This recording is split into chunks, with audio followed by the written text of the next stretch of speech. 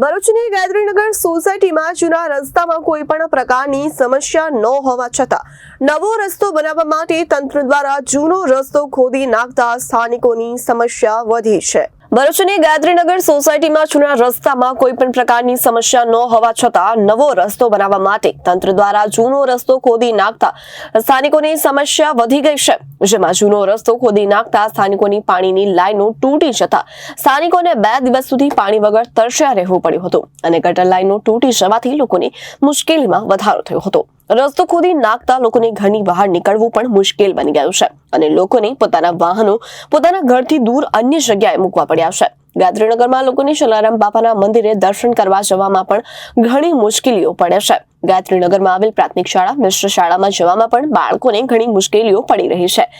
ગાયત્રીનગર જલારામ બાપાના મંદિર પાસે આવેલા વડના વૃક્ષની પૂજા કરવા જવામાં પણ મહિલાઓને મુશ્કેલી પડે છે।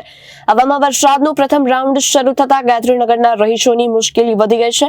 ખોદી કાઢેલા રસ્તા અને ગાયત્રીનગરમાં આવેલા મેદાનમાં વરસાદનું પાણી ભરાઈ જતા વરસાદી પાણી લોકોના ઘરમાં ઘૂસ્યા હતા। રસ્તો ખોદી નાખતા ઘરનું પાણી તો બહાર જતું જ નથી પણ બહારનું પાણી ઘરમાં ઘૂસી ગયું હતું અને વરસાદમાં કાદવ કીચડ થઈ જવાથી લોકો ઘરની બહાર પણ નીકળી શકતા નથી।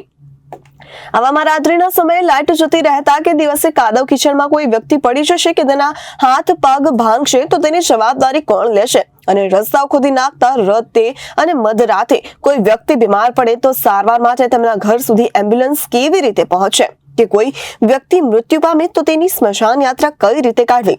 તંત્ર દ્વારા દર વર્ષે ભરૂચમાં ચોમાસામાં જ રસ્તાની કામગીરી શરૂ કરવામાં આવે છે તો ત્યાર સુધી શિયાળા કે ઉનાળામાં કામગીરી કેમ ન કરી?